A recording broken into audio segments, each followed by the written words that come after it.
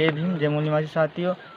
इस घटना पर मूल निवासी बहुजन समाज के तमाम संगठन यहां पर पहुंचे हैं और हमारे साथ हैं अभी जो उत्तराखंड के प्रदेश अध्यक्ष हैं मूल निवासी संघ के सुधीर कुमार जी। इनसे बातचीत करते हैं कि किस तरीके से इसको देख रहे हैं।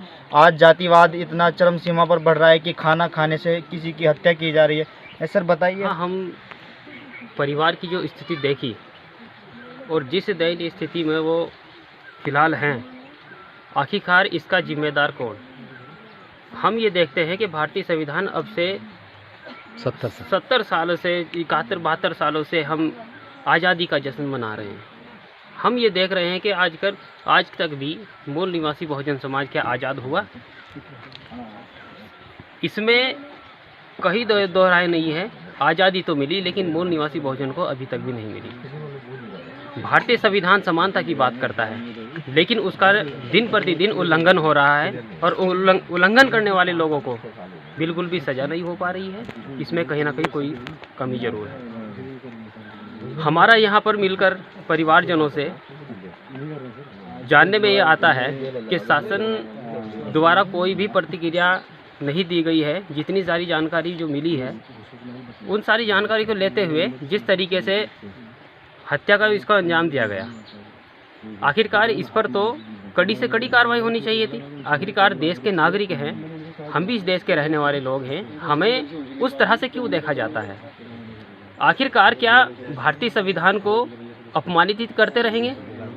ये क्या वही मनसा लेकर के घूम रहे हैं आज भी जो मनुस्मृति कहती थी कि इन लोगों पर प्रताड़ित करो, इन्हें दुख तकलीफ दो, कोई आपको कुछ नहीं होगा।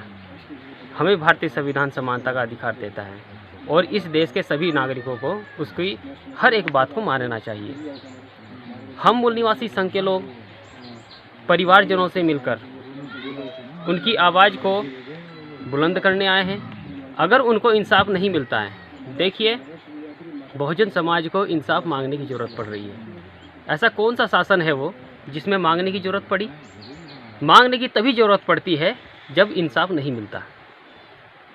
तो अभी अगर हम इंसाफ मांग रहे हैं तो इंसाफ की आखिरकार ये तो मौलिक अधिकार है, ये तो मिलना ही चाहिए।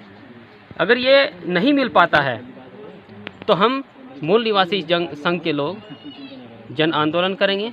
संपूर्ण उत्तराखंड में इसमें सभी जिलों से ज्ञापन भी जा चुके हैं और हम मुख्यमंत्री जी से निवेदन भी कर चुके हैं। इसमें कड़ी से कड़ी कार्रवाई की जाए और दोषियों को कड़ी से कड़ी कार्रवाई और उस पर जो दोषी हैं उनको फांसी की सज़ा भी होनी चाहिए, ताकि आने वाले जो इस तरह की मानसिकता के जो ऊंच नीच की भावना रखते हैं, जातिगत सोच रखते हैं, आगे से इस तरह की घटनाओं को अंजाम ना दे सके और एक कमज़ोर और निर्दयी आदमी इस देश में आज़ादी से जी सके।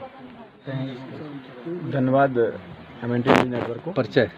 और मैं हरीश मौर्य हूँ, people's party of India democratic से जनरल सेक्रेटरी हूँ उत्तराखंड का। हम लोग आज इस जेठा गांव में आए और जो पीड़ित परिवार है और जिस तरह से उनकी बहुत ही दुखद तरीके से और एक निर्दयी तरीके से जिन सवर्ण लोगों ने जातिवादी व्यवस्था को अपने अंदर रखकर उन्हें मारा है, तो इसका मतलब ये हुआ कि आज जो संविधान ने हमें अधिकार दिए हैं 70 साल बाद भी SC ST OBC जो नीचे दबे कुचले और वंचित समाज के लोग हैं, आज भी उनको न्याय नहीं मिला है। और इनके यहाँ जो पीड़ित परिवार है जिनकी हत्या की गई है, उनकी पत्नी और उनके 3 बच्चे हैं।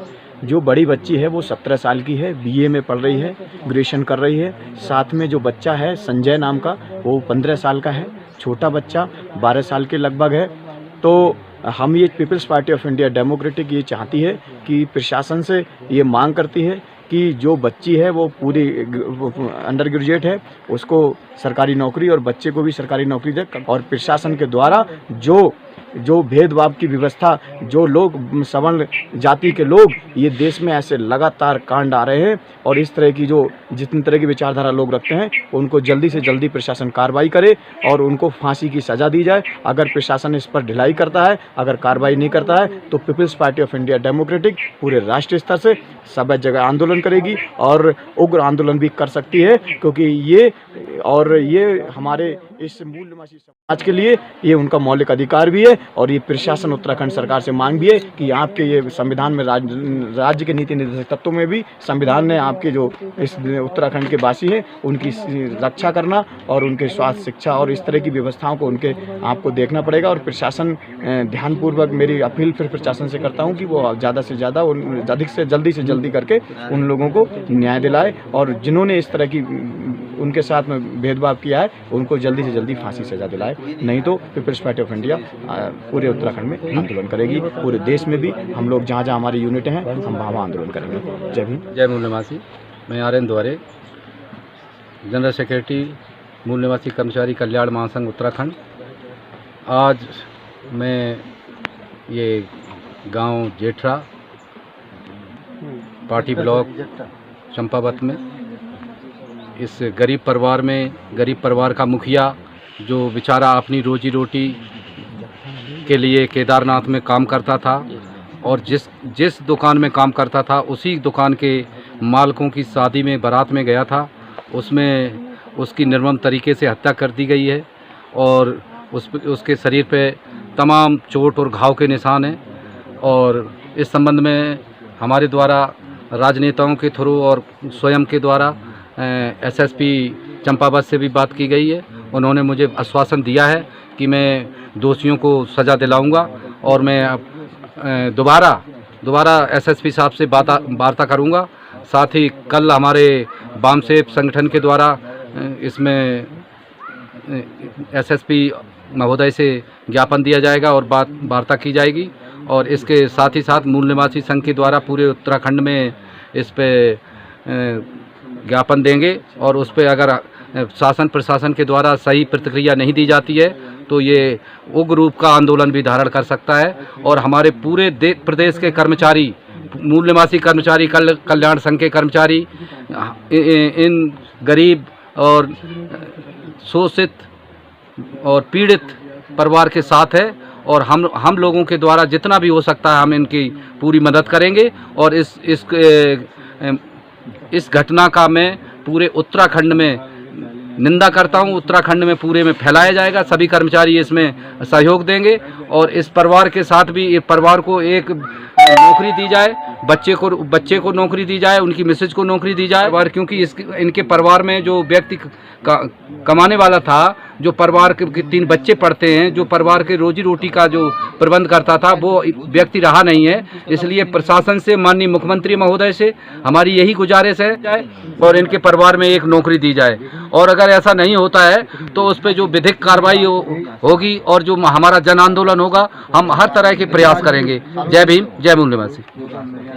सर, मेरा नाम गोविंद बौद्ध है। मैं भीम आर्मी कुमाऊं मंडल अध्यक्ष हूँ और मैं पिछले 5 दिनों से पीड़ित परिवार के साथ बना हुआ हूँ और इस मामले की सारी जानकारियाँ मैं कंटिन्यू प्रशासन से ले रहा हूँ और इनको जो सुरक्षा देने का काम कर रहा हूँ। जो कि मैंने यहाँ सुना था कि यहाँ के जो ठाकुर समाज के लोग हैं वो कभी भी हमारे आदमी को उठा के ले जाते हैं और कॉम्प्रोमाइज़ करा देते हैं, जैसे कि पिछले कुछ मामलों में ऐसा कुछ हुआ है। लेकिन इस मामले में भीम आर्मी और जो हमारे सामाजिक संगठन जितने लोग आए और जितने लोग जो नहीं पहुंच पाए, उन्होंने जो शासन प्रशासन पे दबाव बनाया, उससे शासन प्रशासन काफ़ी तेज़ी से काम कर रहा है और फॉरेंसिक सैंपल लेके गए हैं और आपका कम से कम 200 से 250 लोगों के बयान ले लिए गए हैं। आज टीम, हमारी जो पुलिस टीम बना रखी है, वो टीम आज नैनीताल, जिस गांव में वो शादी गई थी, उस गांव में भी आज उनके बयान लेने के लिए गई हुई है। और इसमें जो मुझे पता चला है एक व्यक्ति के द्वारा कि वो गाड़ी जो रात को बारात वापसी में, जिसमें वो हमारे रमेश राम जी थे, तो रमेश राम जी वो गाड़ी बहुत लेट आई। वो कैसे लेट आई? आपको कैसे पता चला कि ये वो गाड़ी मुझे लेट आई? उस शादी में जो व्यक्ति थे, वो हमारे समाज के ही व्यक्ति हैं, उन्होंने मुझे बताया कि जिस गाड़ी में रमेश राम जी आई, वो गाड़ी रात के 11 बजे तक नहीं पहुंची हुई थी और शादी का सारा प्रोग्राम जो ख़त्म हो गया था, उसके बाद शायद वो गाड़ी पहुंची और उसके बाद हरीश राम जी का कोई पता नहीं था। हरीश राम जी का फ़ोन किसी और के पास था, जो हमारे समाज के थे। रमेश राम जी का फ़ोन हमारे समाज के लोगों के पास था। तो इसलिए ये संदिग्ध है कि प्रशासन को इस चीज़ में ध्यान देना चाहिए, शासन को इस चीज़ में ध्यान देना चाहिए कि जो वो गाड़ी का जो मामला है, उस गाड़ी का लेट आने का क्या मकसद था और वो लेट आई तो क्यों आई और क्यों ये हादसा हुआ। और परिवार के साथ आज मूल निवासी संगठन आया, बाम सेफ आया और भी कई संगठन आए, तो इससे परिवार को काफ़ी मदद मिल रही है। परिवार की कंडीशन आप देख ही रहे हैं कि कितनी बुरी कंडीशनों से ये परिवार जूझ रहा है। और मैं समाज के लोगों से ये अपील करना चाहूँगा कि अधिक से अधिक लोग इस परिवार की सहायता करें, जो जैसे सहायता कर सकते हैं। जो यहाँ आ सकते हैं वो आएँ, जो नहीं आ सकते हैं उनको आर्थिक रूप से मदद करें। इनका अकाउंट नंबर हम आपको पब्लिश करवा देंगे और आप लोग जैसे भी मदद कर सकते हैं। MNT न्यूज़ नेटवर्क को सब्सक्राइब करें, लाइक और फॉलो करना ना भूलें। साथ ही बेल आइकॉन दबाकर जन जागृति की मुहिम में जुड़े रहें।